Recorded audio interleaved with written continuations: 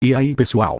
Sejam bem-vindos a mais um vídeo do canal, e trazendo para vocês a continuação da parte 2, do capítulo 3. Então, já deixe o like aí para fortalecer, é nóis! Dito isso, vamos para o vídeo. A história continua, na perspectiva de Jirkniv. A arena era de forma circular. Havia uma grande entrada em um dos lados, através da qual a carruagem entrava.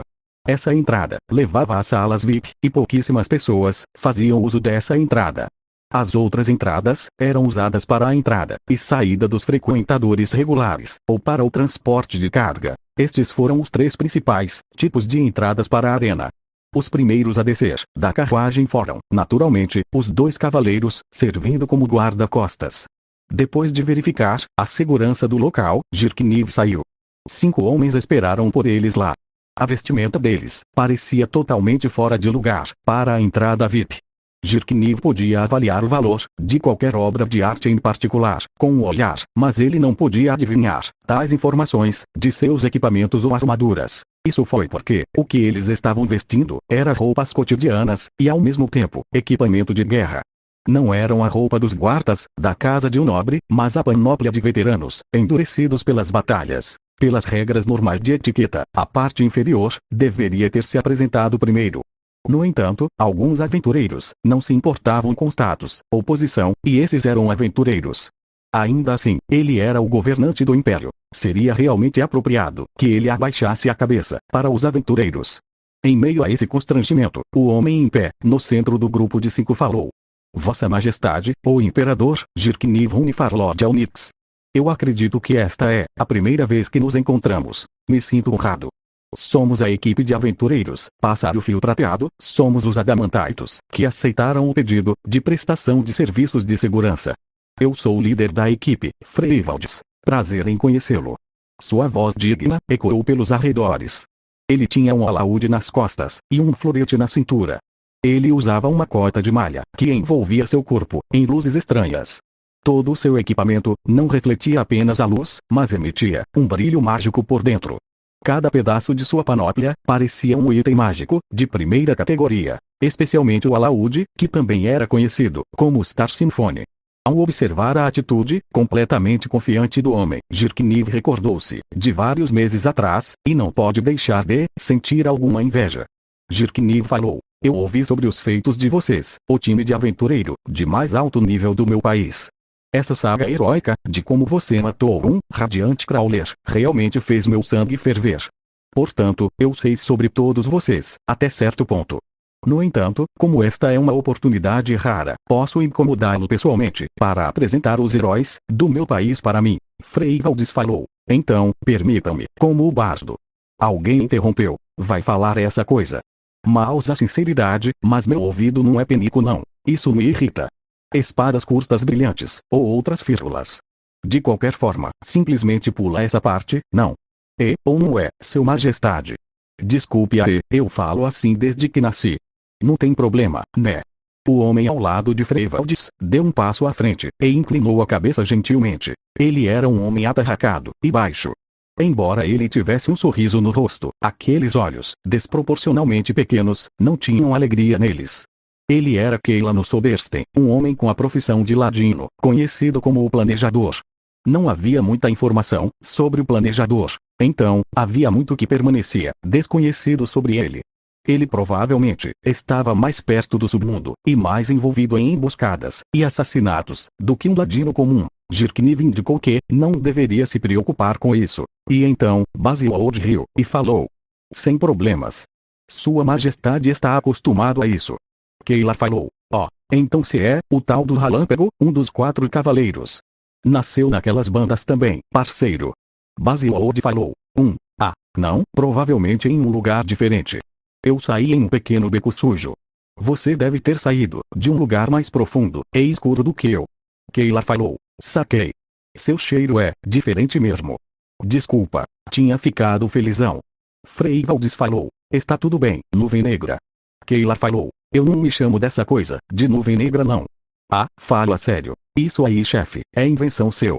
Freyvaldes simplesmente arqueou os cantos da boca, quando Keila olhou para ele. Freyvaldes falou: É melhor nos deixar nos apresentar, em vez de usar a pele dos estranhos. Minhas desculpas, Vossa Majestade. Primeiro foi Keila, nossos olhos e ouvidos. Em seguida, é o nosso lutador. Você pode ficar um pouco surpreso quando o vir, mas posso garantir que é forte. Basil-Ode falou. Não, claro que Sua Majestade não duvida dele. Afinal, sinto que ele pode ser mais forte que eu. Frei Valdis falou. Bem, fico feliz em ouvir isso, de um homem forte. Este é Fan Long. A pessoa que estava sendo apresentada era um macaco de pelo vermelho, com cerca de 170 centímetros de altura. Ele estava vestindo uma armadura, que parecia ser feita de peles brancas, e ele tinha machados de batalha, em ambos os lados da cintura. Pertencia a uma subespécie dos Beastman, um apé Beastman, bem como aquele que canalizava o espírito dos macacos através do poder de sua profissão guerreira, Senhor das Feras. Ele havia lido sobre isso em um relatório antes, mas realmente ver com seus próprios olhos foi o choque. E, de fato, apenas pelas aparências, ele parecia mais forte do que Basil-Ode, o mais poderoso dos subordinados de Jirkniv. Fan Long levantou a mão direita e acenou para Jirkniv e os outros. Frei Valdis falou. Então, o próximo é aquele que cura nossas feridas. Frei Valdis começou, apressadamente, a próxima introdução. Isso porque ele estava preocupado que Jirkniv ficaria descontente. Desta vez, o homem da esquerda de Frei Valdis deu um passo à frente. O homem falou. Perdoe-me. Disse ele enquanto o estranho cajado que ele segurava fazia um barulho. Essa arma foi, aparentemente, chamada de Shakujou. O homem falou. Esse humilde monge atende pelo nome Unkei. Este monge é um seguidor de Buda. Prazer em conhecê-lo. Embora ele estivesse vestido estranhamente, ele parecia um pouco mais civilizado do que o Senhor das Feras de antes. Depois que ele tirou o chapéu bizarro e grande, chamado de Fukaamigaza, a cabeça assim revelada, não tinha pelo sobre ele. Se ele não soubesse que o homem havia raspado tudo sozinho, Jirkniv poderia ter sentido pena dele. Afinal, ele era bem jovem. Ele usava um estranho manto de batalha, chamado Casa. Ele era um Soryu, um Magic Caster espiritual, que sabia um pouco sobre magias de cura, mas que mostrava um poder excepcional quando lutava contra os Undeads.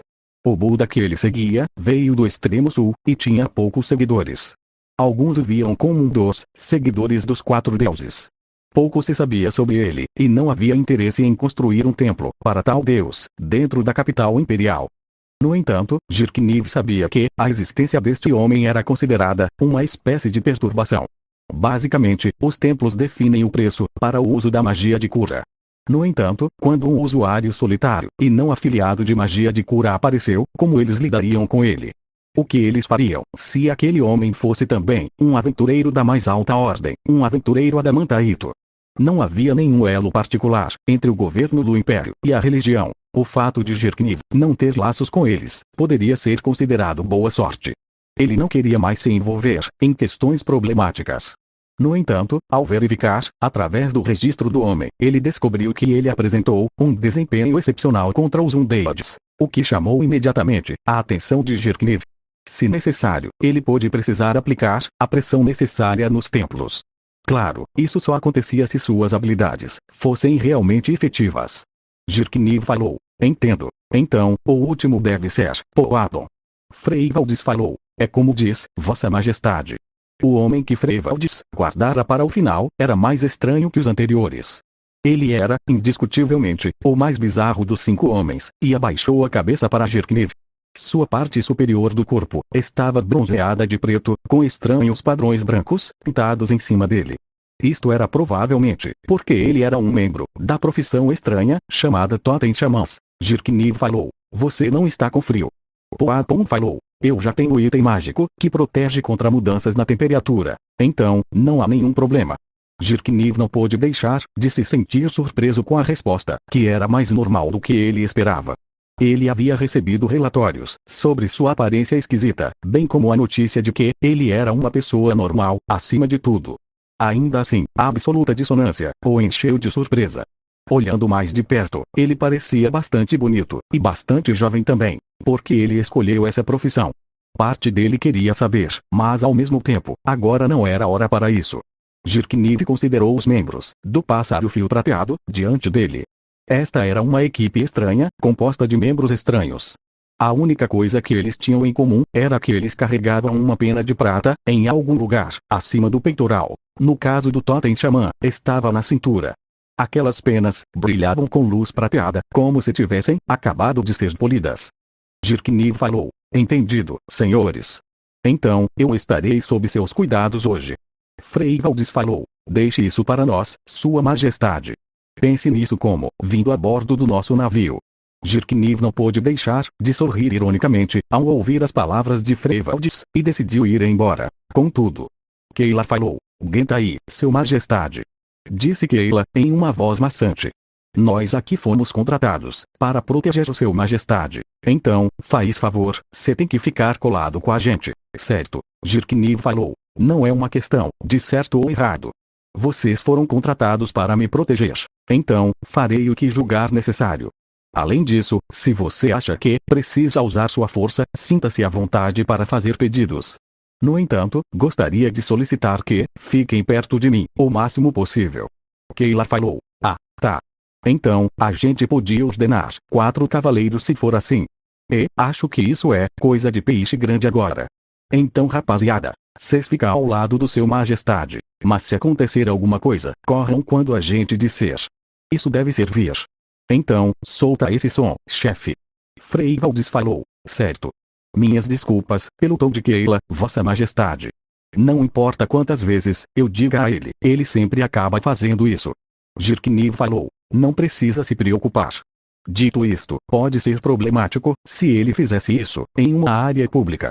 Talvez Freyvaldes tivesse entendido a mensagem, mas assentiu levemente. Isso implicava que ele sabia a hora e o lugar certos para esse tipo de coisa. E então, ele cantou. Não era bem uma música, mas um arranjo bizarro de sons. Isso porque havia algumas partes que ele podia ouvir, mas não entendia. Parou depois de alguns segundos, embora a estranha música permanecesse em seus corações. Então, Kayla fez seu movimento. Fim. Obrigado por sua visualização e nos vemos no próximo vídeo.